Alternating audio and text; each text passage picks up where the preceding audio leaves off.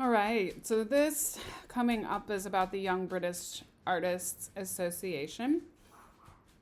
The Young British Artists Association is where my thesis artist was from. And so I get really excited about the Young British Artists Association. So I'm excited to share my excitement with you. Okay, one lecture minus a yapping chihuahua. All right. The very first of the Young British Artists Association people is Damien Hirst. Now, before I get into Damien Hirst's work, I think the thing that you have to understand about the Young British Artists Association was that it formed in the 90s, and most artists that were popular then, like in the US, that would have been Basquiat, Keith Haring,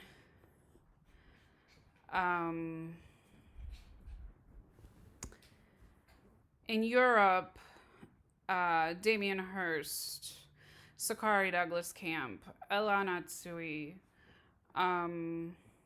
Serene Neshat are all people that were producing work in the 90s that was prolific. But they will all tell you that trying to get a show in that day and age was very difficult. So difficult that they figured if they all created a unity and band together and tried to show together, they felt like they would have a better chance of being able to produce a show. And artists in the US were doing that. Like Andy Warhol showed a lot in combination with other artists. I think the thing that you have to kind of picture whenever you think about when you think about artists of probably the last few decades, when they work in collaboration with each other, you kind of have to think about them as the way you look at a music studio. Now, I am not a recording artist, so I can't tell you what it's like to be in a recording music studio. I've only seen the ones that are produced on TV, right? Where you watch Empire and you've got all these people together and they're all like feeding off of each other. But if you ever go to the Andy Warhol Museum, you'll see that when they work together, there's this sense of collaboration that comes from the studio that you can't replace. It's sort of like magic happens in that moment, and those creations are things that happen that aren't replaceable. And so the Young British Artists Association teams together to sort of figure out how they can show together. They also realize one really important thing, and that is about branding. They realize that if they can somehow create art that becomes synonymous with their name, then all of a sudden they've hit the jackpot. Now, the thing about that is by branding, you have to be careful not to alienate yourself, right? So only one kind of group of people like your art. Either you like strawberries or you don't. So only one group of people like your strawberries. So you have to be careful about, they felt like they had to be careful about branding. But eventually this artist named Damien Hirst, who is part of the Young British Artists Association, comes along and says, I'm going to make this brand. And his brand was derived from these formaldehyde tanks. He would build these large formaldehyde tanks, dye the formaldehyde blue, and stick a deceased animal in the tank. Now this one is mother and child. So you've got the mommy cow and the two baby cows. He does lots of different animals. He does a shark, he does a horse, and he gets to the point where he's exhausted this idea, and then he starts slicing the animals in half. So I'm going to show you some of those here in a second.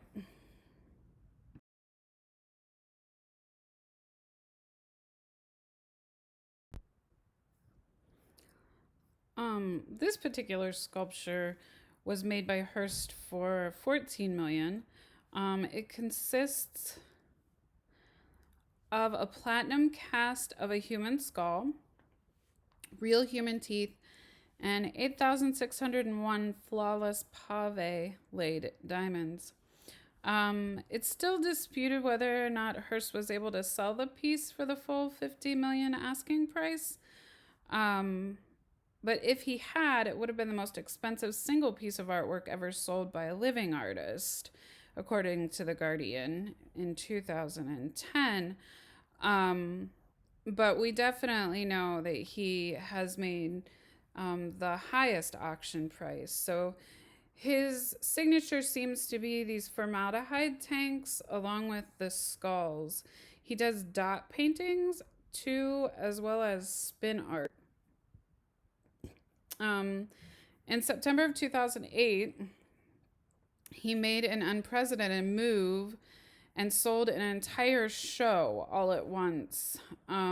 It was auctioned off through Sotheby's, and the auction raised $111 million in U.S. Currency. That's $198 million. It broke the record for a one artist auction as well as Hearst's own record, which was 10.3 million for the golden calf. The golden calf was an animal with an 18-karat gold horns and hooves that was preserved in formaldehyde. This is false idol. It's not the golden calf. I could not find a good image of the golden calf, but you get the idea. Hearst has made a brand for himself. He uses the same formula that, for whatever reason, people have fallen in love with and decided they're going to buy his art. One of the things I didn't tell you is the Young British Artists Association formed out of the college that they all went to. They all went to Goldsmiths, which is a college in London. And I think it's the leading art college in the UK. Sort of like in the US, I would say probably Pratt. But in London anyway, it's Goldsmiths. So let's look at some other artists from the Young British Artists Association. Okay, so the other major powerhouse in the Young British Artists Association is Yinka Shonibare. Yinka Shonibare is the guy that I did my thesis on, so I'm happy to share a little bit about him with you. His work has many, many layers, and to make it simple, sort of destroys the complexity and the underlying social issues that are addressed in his work. This particular image, How to Blow Up Two Heads at Once, is a sculpture that he did in the early 90s. Well, it's dated 2006. It was what he started with in terms of sculpture. He is an interesting artist in that he is disabled. He had transverse myelitis when he was in college, and he is now in a wheelchair. And the funny thing about that is that his art gets more and more difficult to create in a physical capacity. So I always find that interesting that his handicap is growing. He's becoming more paralyzed, and he's still able to create really complex works of art. His art is based on the fact that he is of dual nationality. He was born in Nigeria. His parents are from Nigeria, but he lives in London, and was a he went to school in London. His parents went to London after decolonization to get more education so that they could go back to Nigeria and be leaders in their community. And Yinka went to boarding school in London, and so it was natural that he would go to college in London at Goldsmiths. Uh, the reason he became an artist was because drawing and writing was something that helped continue his development in terms of his muscle control with the transverse myelitis. At any rate, his art addresses racial issues, social issues, economic issues, and the issues of us as human beings making assumptions. So when you look at one of Yinka Shonobare's work, you automatically look at the work and think, oh, that's African.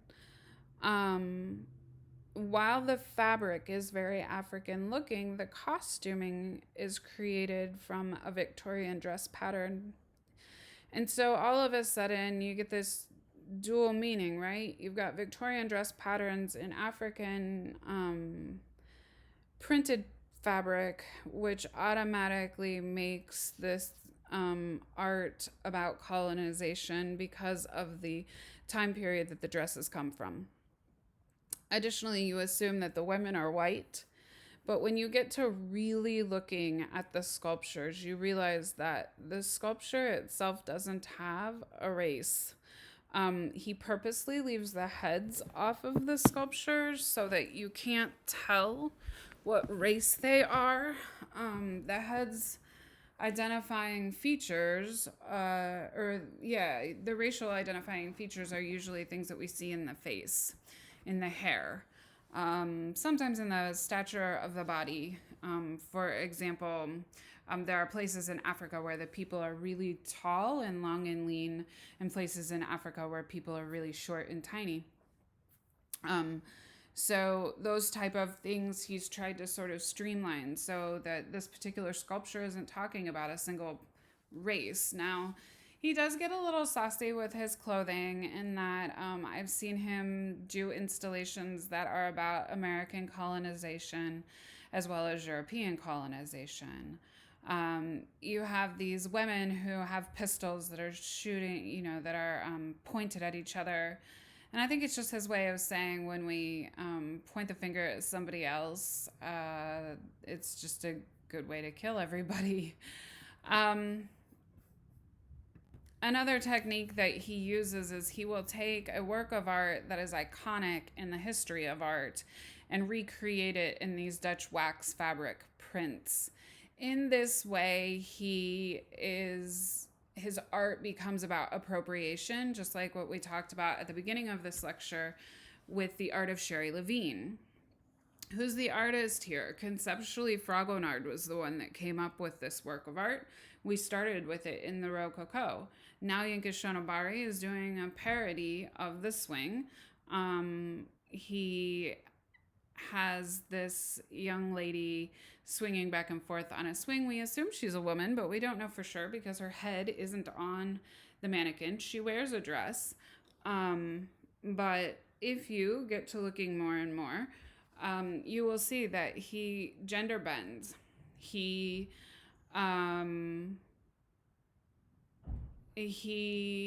puts people in roles that aren't traditionally the roles that they live in society to question our assumptions, to question how we as people automatically assume factual information about people without really knowing.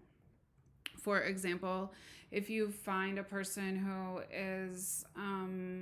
has black skin, you automatically think that they're African American when sometimes the person doesn't identify as African American. I have a friend who is from part of Italy and she doesn't consider herself white.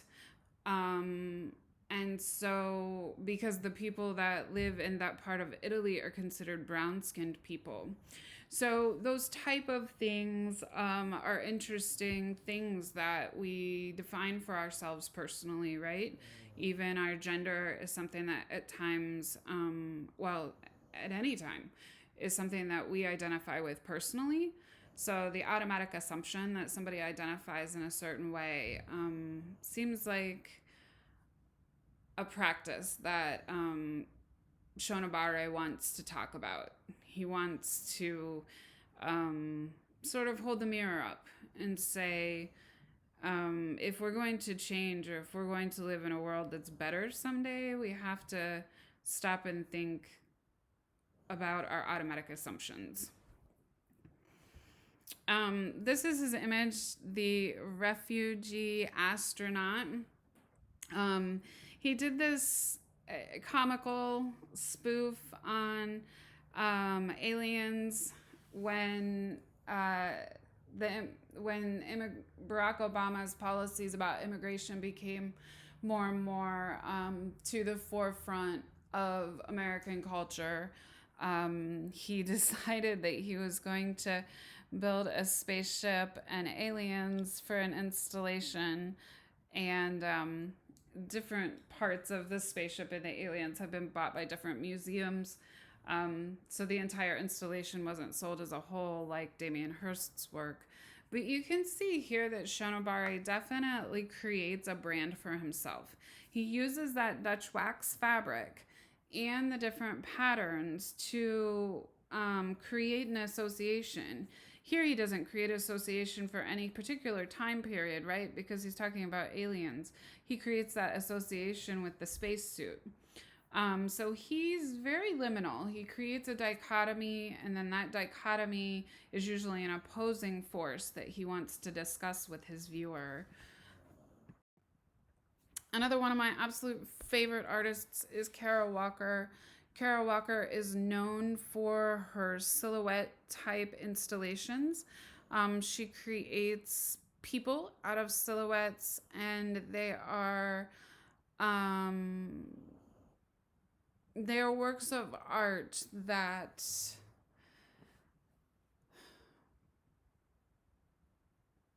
I'm searching for the right word here. Oppose. They're works of art that expose practices in slavery. They expose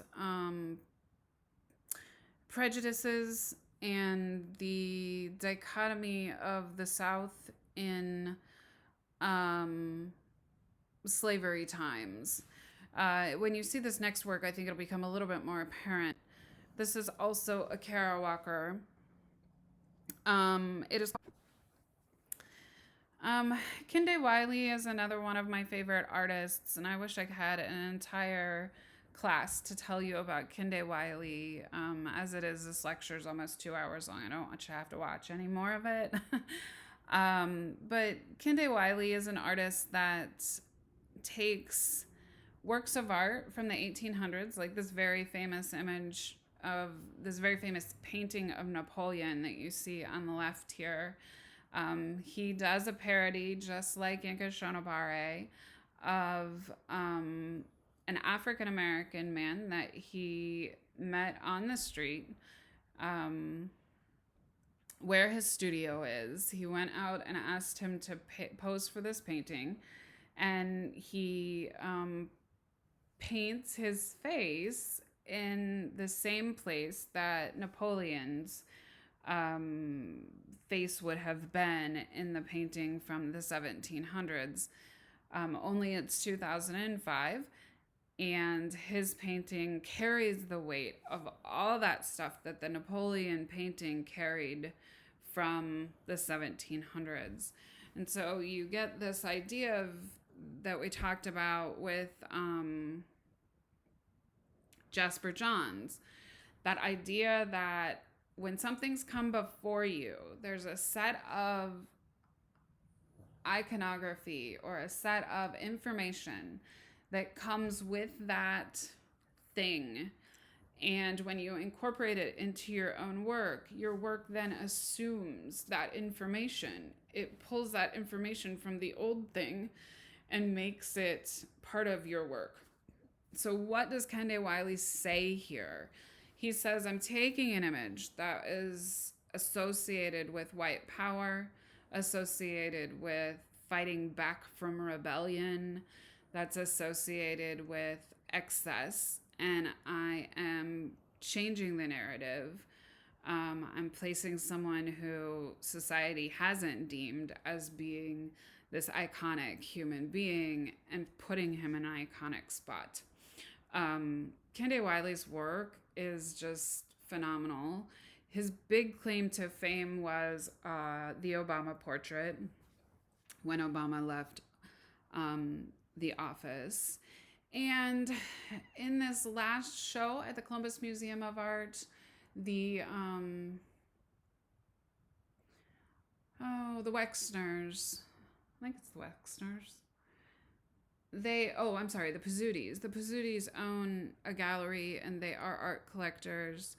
And it just so happens that they have 3 very beautiful Kende Wileys, and including a sculpture of Kende Wileys that I had never seen before. So if you get a chance to go see it at the Pizzuti collection, I highly encourage you to do so. It is a fascinating exhibition.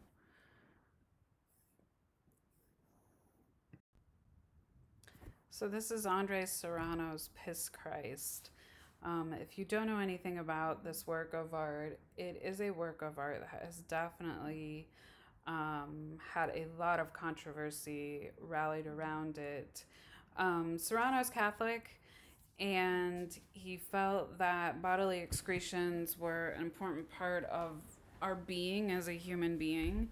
And so he takes a glass vessel, peas in the jar, mixes some blood in with it, and puts the crucifix in the jar and takes a picture of it. In that photograph, the photograph was part of a larger show. And he says about the work of art, at the time I made Piss Christ, I wasn't trying to get anything across. In hindsight, I'd say that Piss Christ is a reflection of my work, not only as an artist, but as a Christian. This work of art, every time they display it, causes some major dispute. One of the major disputes it caused in the United States had to do with the fact that it was paid for by the National Endowment for the Arts. And so people feel like you've got taxpayer money going to fund the art, then it should be something that they agree with. It's the idea of why should my money have to pay for something that I fundamentally don't agree with. It's traveled all over the United States, all over Europe. It's been attacked a few times. There was an article in the Guardian newspaper about the last time it was displayed. It was severely damaged. So I wanted to just show it to you and sort of highlight that problem that they have, that some contemporary art runs up against in scenarios like this one where people don't always agree with the artist's artistic process. They don't always agree with what the artist thinks or what the artist does and how he creates his pieces. And then the fact that the money that they give through their taxes that goes to funding the arts at some point can cause some issues and controversy. Kiki Smith is another one of those controversial artists. She explores the question of who controls the human body, revealing the socially constructed nature of the body. Most body functions are hidden, but age causes loss of body control. She's created these wax figures that are supported by poles. They're somewhat grotesque in their realism. She's interested in the mythology and the darker undercurrents of society. She's really asking, why are these figures hanging there, opening the door to the darker undercurrents of the human condition. She had a sister that died of AIDS a few years earlier, and Smith really grappled with the idea that the body decomposes or gives out. And so through that process, she has developed an interesting language in art. Here's one of her more contemporary pieces. She has several sculptures of this young lady that she likes to create. She has this Alice in Wonderlandish feel to her. She's somewhat elongated. She always seems to have an animal with her. Her hands seem unusually small compared to her head. She sort of has a caricature like figure. But when you see Kiki Smith pose with her, you see that Kiki Smith looks a little bit like the girl in the sculpture. Um, this is another one of Kiki Smith's sculptures.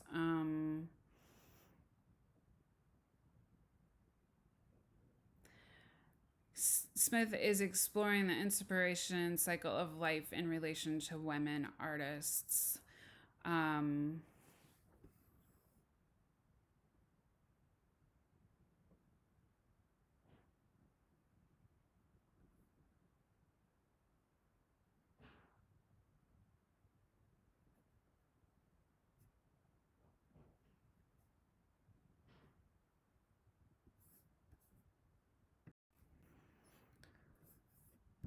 All right, last but not least, we talk about Ana Mendita's work. Ana Mendita is a Cuban artist that produced a lot of work in the 70s, and she used her own body as a medium. This concept was used by several other women artists as a feminist assertion of the female body as a vehicle for personal and social expression. There's an emphasis on the female body because it's a realistic tool for the woman artist. She says she's challenging the male tradition of the ideal female nude. She was a precursor to the direction towards the refiguration of the body in the rest of the art community during the 1980s. So sometimes I put this work in with feminism, sometimes I put it in with contemporary. It's just a new and unique way to look at the body, a new and unique way to sort of challenge the idea of the ideal female nude.